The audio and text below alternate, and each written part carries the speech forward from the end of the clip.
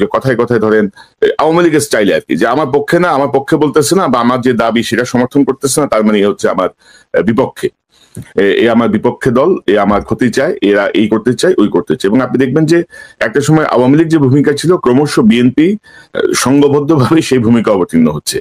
আমরা তো কেউ অ্যান্টি বিএনপি না, আমরা তো জিয়াউর রহমান, প্রো জিয়াউর রহমান, মানে জিয়াউর রহমানকে আমাদের আমাদের পলিটিক্যাল আইকন মানি, তাই না? তো আমরা তো কেউই, আমরা তো সবাই ন্যাশনালিস্ট, তাই না? আমরা, এবং ট্রু সেন্স মানে মানুষ যাতে সাধারণভাবে বোঝে, আমরা তো সবাই রাইটেস্ট, তাই না? তো আমরা, আমাদেরকে তো শত্রু ভাবার কোনো কারণ ছিল না বিএনপি। আমরা তো শত্রুও না, আমরা শত্রু হতেও চাই না বিএনপি।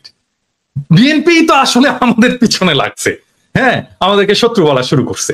এবং কিভাবে দেখেন, আওয়ামী লীগের কোন সিনিয়র নেতা কোনোদিন আমাদের নাম ধরে কোনোদিন কিছু করেনি। আমাদের নামে মামলা দিচ্ছে, আমাদেরকে দেশ ছাড়া করছে, কিন্তু নাম ধরে এরকম করে কিন্তু আক্রমণ করেনি। ওনারা নাম ধরে আক্রমণ করা শুরু করছেন আমাদেরকে, হ্যাঁ। এবং এটা তো আমাদের পেছনে লেলায় দাও, আমরা তো পার্সন, ব্যক্তি। এবং ধরেন মির্জা ফখরুল যখন বলে কুতুব দাঁড়ায় গেছে সোশ্যাল মিডিয়ায় কিছু কুতুব, ওনারা কোথায় নিয়ে যেতে চান দেশকে আমরা জানি না। ওনারা জানবেন না কেন?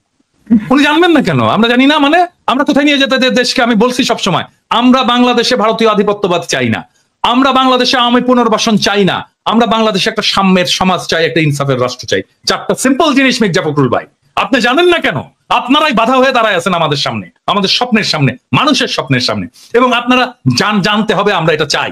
এবং আমরা আমাদের মনে করার কারণ আছে, আমাদের মনে করার ক্রেডিবল কারণ আছে যে আপনারা আওয়ামী লীগকে পুনর্বাসিত করতে চান। কেন চান সে প্রসঙ্গে আসবো যদি আলোচনার সুযোগ থাকে। 2 নাম্বার, আপনারা ভারতের সাথে একটা নেগোসিয়েশন করেছেন, এটা আমাদের মনে করার ক্রেডিবল কারণ আছে। হ্যাঁ, এই জিনিসগুলোকে ক্লিয়ার করতে হবে আপনাদের কাছে। হ্যাঁ, আপনারা যে আলাপ করেন, আপনারা সবার সাথে আলাপ করেন, অমুক রাজনৈতিক দলের সাথে আলাপ করেন, তমুক রাজনৈতিক দলের সাথে, সুশীল সমাজের সাথে আলাপ করেন, কেন আমাদের সাথে আলাপ করতে পারেন না? কেন পিনাকি ইলিয়াস, কনক সারোয়ারের সাথে কথা বলতে পারেন না? আপনারা মিটিং করতে পারেন না? করার দরকার আছে না? মানে আমরা পিপলস ভয়েস রিপ্রেজেন্ট করি না? আমাদের সাথে কথা বলেন না কেন? মানে আপনারা 31 দফা দিলেন, ধরেন 31 দফা দিলেন, 31 দফা তো এটা আপনার দলের দফা। তো আমরা তো সেই সময় তো আপনাদের সাথে এলাই ছিলাম, আমরা তো একসাথে লড়াই করতেছি, আন্দোলন করতেছি, আমাদেরকে দেখাইছেন। আমিও তো ডাক্তার, আমাকে তো দেখাইতে পারতেন যে ভাই 31 দফায় যে চিকিৎসা সংক্রান্ত যে জিনিসটা আছে, দাদা একটু দেখেন তো এটা ঠিক আছে কিনা। হ্যাঁ, দেখাতে পারতেন তো, তাইলে তো আমাদের পার্টিসিপেশন থাকতো, আমরা ওন করতাম আপনার 31 দফাকে। কনক স্যার আপনি ওন করতেন, ইলিয়াস তুমি ওন করতা, তো আমাদেরকে ওন করার সুযোগ দিলেন না তো। আমি একই জিনিস বলবো আমি জামাতকেও, একই জিনিস বলবো জামাতকেও। মানে তারা ইন্ডিভিজুয়ালি ফোন করে। এখন আমি শিওর যে জামাতের আমি তো খুবই মাইডিয়ার লোক, সবাইকে ফোন টোন করে, আমাকে ফোন করে, কিন্তু এটা তো ফোন করে তো উনি বলেন কি আপনার শরীর কেমন আছে দাদা, বাড়ির সবাই ভালো আছে। আমি তো শফিক ভাইয়ের কাছ থেকে এগুলো শুনতে চাই না, আমি শুনতে চাই পলিটিক্স, রিয়েল পলিটিক্স শুনতে চাই।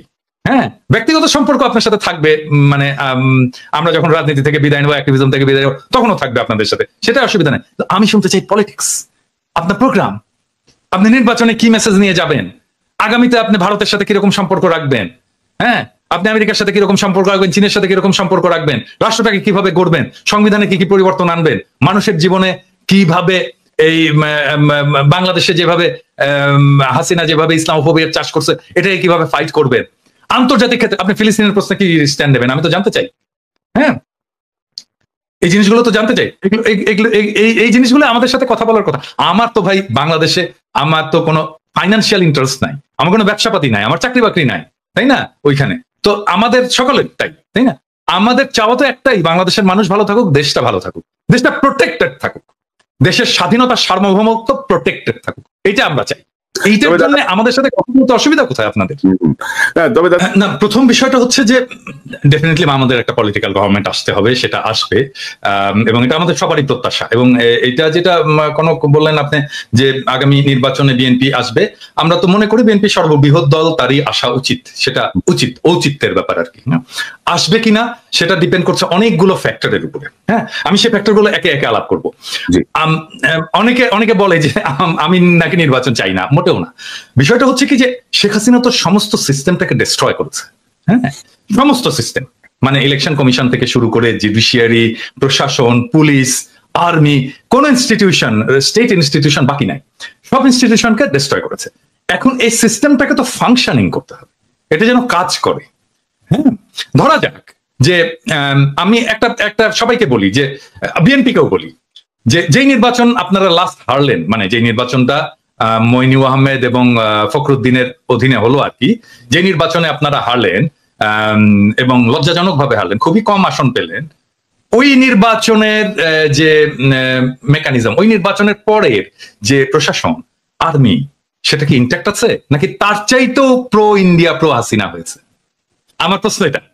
মানে যেই নির্বাচনে আপনারা হারলেন, যেখানে আপনারা শেখ হাসিনা ক্ষমতায় আসলো প্রথম 1/11 পরে, ওই নির্বাচনে যেই সেট আপ ছিল প্রশাসন এবং আর্মিতে, স্পেসিফিক্যালি আর্মিতে, সেই সেট আপটা কি আরো প্রো ইন্ডিয়া হয়েছে নাকি প্রো ন্যাশনালিস্ট হয়েছে?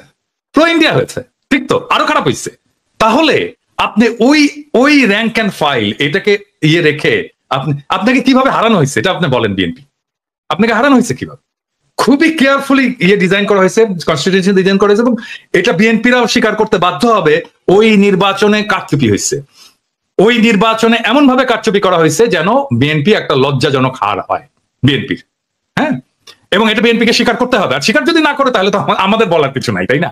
তো ওই সেট আপটা আরো খারাপ হয়েছে, এবং এটা তো আর্মি করছে, ওইটা তো আর্মি করছে। তখন তো একটা আর্মি গভর্নমেন্ট, তো মইনু এবং ফখরুদ্দিনের গভর্নমেন্ট তো আর্মি গভর্নমেন্ট। আর্মি এই ইঞ্জিনিয়ারিংটা করছে, ইলেকশন ইঞ্জিনিয়ারিংটা। ওই আর্মিটা আরো খারাপ হয়েছে, ওর ভেতর থেকে ন্যাশনালিস্ট এলিমেন্ট আরো বাইরে চলে গেছে। এখন তো এটা মোরাললেস প্রো কি বলবো ইন্ডিয়ান আর্মি। তো এই আর্মি একটা ফেয়ার ইলেকশন দেবে? হ্যাঁ, মানে করতে দেবে? এইটা বিশ্বাস করেন? সম্ভব না, করতে দেবে না। হ্যাঁ, আমরা যদি ফেয়ার ইলেকশন হয়, আমার মনে হয় যে ধরেন এটা বিএনপির এটা বিএনপির জরিপ, ব্রেইন দেখছে তো, আমরা সবাই দেখছি। ব্রেইনের জরিপে ফেয়ার ইলেকশন হইলে মানে মানুষ বলছে যে আমরা 41% বিএনপি কে ভোট দেবে, অ্যাবসলিউট মেজরিটি হয় বিএনপি। কিন্তু আরো কিছু আছে ওইখানে। আচ্ছা আমি বলি, আমি গতকালকে একটা পোস্ট দিছিলাম, গতকাল না পরশুদিন, যে জামাতে ইসলামের ভোট কত? জামাতে ইসলাম 300 আসনে ইলেকশন করছিল এরশাদ পড়ার পরে 91 সালে প্রথম। এখানে ভোট পেয়েছিল তারা 12.3% সম্ভবত। এবং ওই সময় যদি আমরা সমস্ত ইসলামপন্থী দলগুলোর ভোটগুলো দেখি, তাহলে আমরা দেখবো 14%-এর মতো তারা ওই ভোটটা, এবং ওই ভোটটা ভালো ভোট হয়েছিল। হ্যাঁ, এবং 14% কিন্তু একটা খুবই সিগনিফিকেন্ট নাম্বার। এখন অনেকে বলে 2%, 3% জামাতের ভোট, 4% ন, তারা সব আসনে নির্বাচন করেনি, তারা কিছু আসনে নির্বাচন করেছিল। ওইটাকে এক করে আমি ন্যাশনাল গড় করে বলি যে 3%, কিন্তু সবগুলো আসনে যখন করেছে তখন তার প্রায় 12.5%-এর মতো ভোট ছিল। বিএনপির যে জরিপ, এটাতে দেখা গেছে যে জামাতের ভোট আসবে 31%-এর মতো। এখন ধরে ছাত্রদের ভোট ওখানে কত আসবে? দেখে 5%-এর মতো ভোট আসবে। তো আমরা যদি অন্য সমস্ত ফোর্স, বিএনপির বাইরে অন্য সমস্ত ফোর্সের একটা যদি লুজ অ্যালায়েন্স হয়, তাহলে বিএনপি একটা খুবই শক্ত প্রতিদ্বন্দ্বিতার মধ্যে পড়বে। এখন বিএনপি যেটা করছে যে ধরেন এই যে বিএনপির যারা এই অনলাইন অ্যাক্টিভিস্ট আছে তারা, বা অনলাইনে ফেসবুকে যারা লেখালেখি করে তারা গালাগালি করতেছে আমাদেরকে, সেটা আমি গাইড নেই না, কিন্তু তা তো না। মির্জা ফখরুল, মির্জা আব্বাসের মতো সিনিয়র নেতারা তারা সোশ্যাল মিডিয়ার পিছনে লাগছে এবং কিভাবে আমাদের সাথে পাঙ্গা নেওয়া শুরু করছে। ধরেন এই পাঙ্গাটা যদি নিতে থাকে তারা কন্টিনিউয়াসলি, তাহলে তাদের অবস্থাটা কি হবে?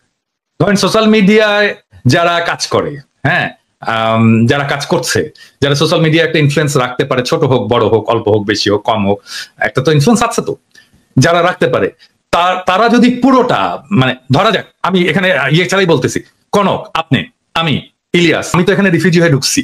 হ্যাঁ, আমার এখানে মাসে আমাকে রিফিউজি ভাতা দিত 380 ইউরো মতো। 380 ইউরো, এবং 380 ইউরোতে তো ইউরোপে তো খাওয়া দাওয়া হয় না, হ্যাঁ, খাওয়া যায় না, খাবারের হয় না। তো আমাকে করতে হতো যে আমি কিভাবে 380 ইউরোর মধ্যে খাবার আছে, খাবার ছাড়াও তো আরো কিছু, চুল কাটতে হয়, তাই না, আমাকে জামা কাপড় কিনতে হয়, এই জিনিসগুলো তো আছে। তো এই সমস্ত বাদ দিয়ে আমি চেষ্টা করতাম যে 200-250 ইউরোর মধ্যে যেন আমি খেতে পারি। সেটাও কিন্তু সম্ভব হতো না। এবং আমি কি করতাম জানেন, আমি এই যে আমরা সবাই জানি যে ডিপার্টমেন্টাল স্টোর গুলোতে, সুপার মার্কেটে নেয়ার এক্সপায়ারি প্রোডাক্ট গুলো খুব কম দামে রাখে আর কি, কম দামে মাংস টাংস সবজি ইত্যাদি রেখে দেয়, একটা স্পেস আছে যেখানে নেয়ার এক্সপায়ারি জিনিস রাখে খুব অল্প দামে। আমি ওই জিনিসগুলো কিনে খাইছি আমি রিফিউজি লাইফে। হ্যাঁ, কেউ কোনোদিন জিজ্ঞেস করেনি যে আপনি কিভাবে আছেন, আপনি কিভাবে চলেন। আমাদেরকে চাঁদা তোলার যদি ওনার সামর্থ্য থাকে, চাঁদা তুলে উনি শহীদ পরিবারগুলোকে দিক, এখনো তো দিতে হয় আমাকে। মির্জা আব্বাস তো প্রথম থেকে চাঁদাবাজ, ওনার যে সম্পদ, আজকে তো ভিডিও করছে, আমি জানি না দেখছো কিনা, ওনার যে হিস্ট্রি, ওনাকে দেখাতে হবে উনি কিভাবে ব্যাংকের মালিক হইছেন।